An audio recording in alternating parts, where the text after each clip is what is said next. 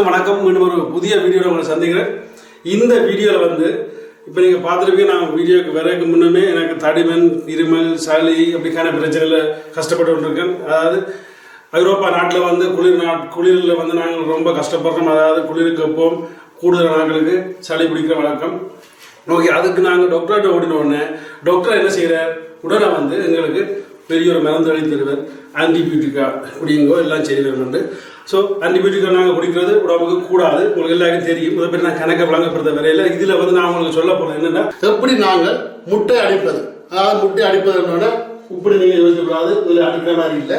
அதாவது முட்டை கோஃபி எப்படி நாங்கள் செய்கிறது, அந்த செய்முறையை பற்றி இந்த வீடியோவில் உங்களுக்கு வழங்கப்படுத்த போகிறோம்.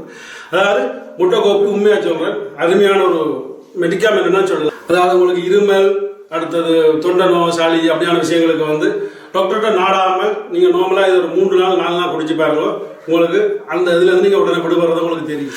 அப்படியான ஒரு அருமையான ஒரு விஷயத்தை நான் சொல்லித்தர போகிறேன். எனக்கு தெரியும், இது கூடுதலாக எனக்கு தெரியுமென்று. அதாவது இப்போ இங்கே வாழ்கிற ஜெனரேஷனுக்கு இது தெரியாது. அவைக்கு இது ஒரு ஹெல்ப்ஃபுல்லான வீடியோவாக இருக்குமென்னு நான் நினைக்கிறேன். ஓகே, இப்போ நான் வந்து அந்த குசினிக்கா போகணும். உங்களுக்கு முட்டை கோப்பி எப்படி செய்கிறன்றதை காட்டி தரப்படும். ஓகே, வாங்க அங்கே சந்திப்போம். இப்போ நான் வந்து குசினிக்கா வந்துட்டேன். ஸோ இனித்தான் உங்களுக்கு அதாவது முட்டை கோப்பி அடிப்பது எப்படின்றத பற்றி காட்டி தர போகிறேன். ஸோ வடிவாக கவனிங்க. அதாவது இதில் வந்து நீங்கள் பார்க்க வேண்டியது என்னென்ன தேவைன்றதை நான் உங்களுக்கு காட்டுறேன். ஓகே, இப்போ நாங்கள் வந்து முட்டை கோப்பி என்றைக்க முதலாவது தேவை கோப்பி. அதாவது கோப்பி வந்து நீங்கள் எல்லாத்துக்கும் நல்லது வந்து ஊர் கோப்பி எடுக்கிறது நல்லது. அப்படி ஊர் கோப்பி உங்கள்கிட்ட இல்லாத பட்சத்தில் நீங்கள் வந்து இங்கே ஐரோப்பாவில் உள்ள கோப்பியெல்லாம் நீங்கள் எடுக்கலாம். ஓகே, அடுத்தது வந்து சீனியும் தேவை. அடுத்தது முட்டை, ஒரு முட்டை போதும்.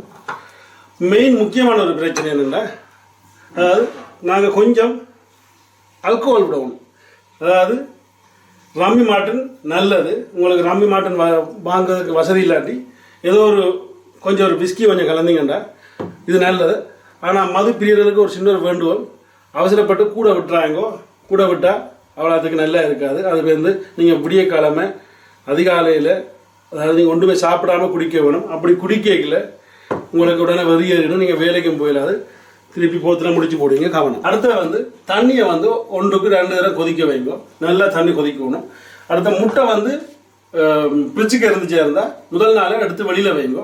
அதை விட முட்டையில் முக்கியமாக கவனிக்க வேண்டியது, பழைய முட்டையை பாவிக்காதீங்க. அதால் உங்களுக்கு வருத்தங்களும் வரலாம். அதாவது புது முட்டை போன. ஓகே, இப்போ நாங்கள் வந்து முட்டை எடுத்து முதலாவது உடைக்கிறோம்.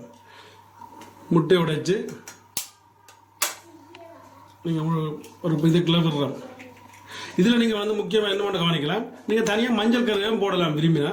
ஆனால் நாங்கள் வந்து அப்படியே முழு முட்டையை அப்படியே போடுறோம். முட்டையை நீங்கள் கப்புக்க விட்டா பிறகு பேர்ந்து ஆல்கோஹால் கொஞ்சம் விடணும். ஓகே, அது ரம்மி மாட்டு தான் கட்டாயம் விடணும் இல்லை, உங்களுக்கு என்ன இருக்கோ அதுக்கேற்ற மாதிரி நீங்கள் விட்டுக்கொள்ளலாம். குடியே கெடுக்கும். கணக்க விடக்கூடாது, ஒரு அளவு உங்களுக்கு ஏற்ற அளவுக்கு விடணும். அதுக்கு பிறகு ஊரில் வந்து தென்னை ஈக்கால அடிப்போம். இங்கே வந்து நாங்கள் கொஞ்சம் முடையாக இருக்கிறபடியால் இப்படி ஒரு 2 எடுத்து முட்டையை அடித்து கொள்ளலாம். சரி, இப்போ எல்லாத்தையும் நல்லா மிக்ஸ் பண்ணணும்.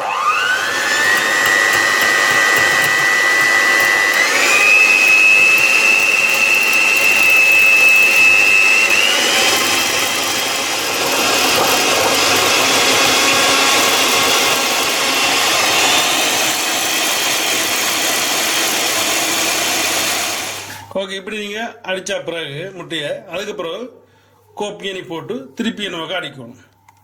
ஓகே, உங்கள்கிட்ட ஏற்கனவே சொன்ன மாதிரி உங்கள்ட்ட இருக்கிற கோப்பியை வச்சு நீங்கள் போடலாம். அதாவது ஊர் கோப்பி இருந்தால் ஊர் கோப்பி, இல்லை நெஸ் கோப்பியும் போடலாம். நாங்கள் இப்போ ஊர் கோப்பி போடுறோம்.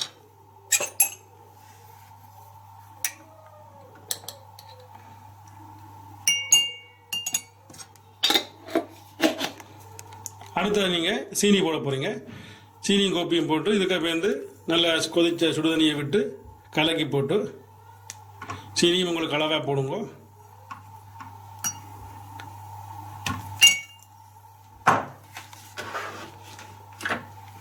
இனி கொதி தண்ணி அதுக்கு ஊற்றுங்க, நல்லா கொதிச்ச தண்ணி.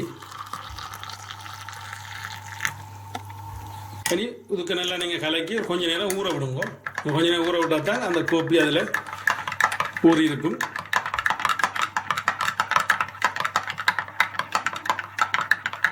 இதில் இன்னும் ஒன்று நீங்கள் செய்யலாம். சில பேர் வந்து தேனும் போடுற இதுக்குள்ள நீங்கள் விரும்பினா அந்த தேனையும் இதோடு சேர்த்துக்கொள்ளலாம். நான் இப்போ தேனுக்கு சேர்த்துக்கொள்ளல. இது வந்து நான் ஊர் முறைப்படியே உங்களை சொல்லித்தரேன். ஓகே, இப்போ முட்டைக்கு வந்து நாங்கள் வந்து விடுறோம். அதுக்கு பிறகு 2 அளவு முட்டையோடு சேர்த்து அடிக்கிறோம்.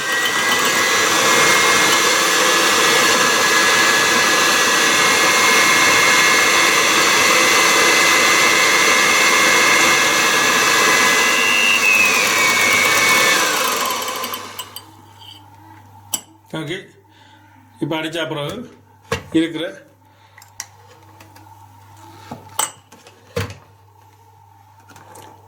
மற்ற கோப்பியை நாங்கள் அந்த முட்டைக்குள்ளே ஊற்றுறோம்.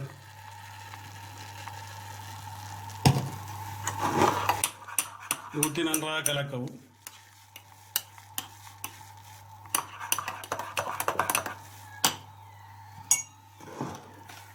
ஸோ இப்போ வந்து முட்டை கோப்பி ரெடி ஆகிட்டது, உங்களுக்கு பார்க்க தெரியுது. ஓகே, இப்போ முட்டை கோப்பி முடிஞ்சுது. இதை நீங்கள் எல்லாம் மோந்தெல்லாம் பார்த்தீங்கன்னா குடிக்க மாட்டீங்க, பக்கண்டு ஒரு வயத்தில் குடிச்சிருவோம். ஓகே, ஸோ இதுதான் முட்டை கோப்பி செய்கிற விதம். நன்றி, வணக்கம். மீண்டும் இன்னொரு வீடியோ சந்திப்பேன்.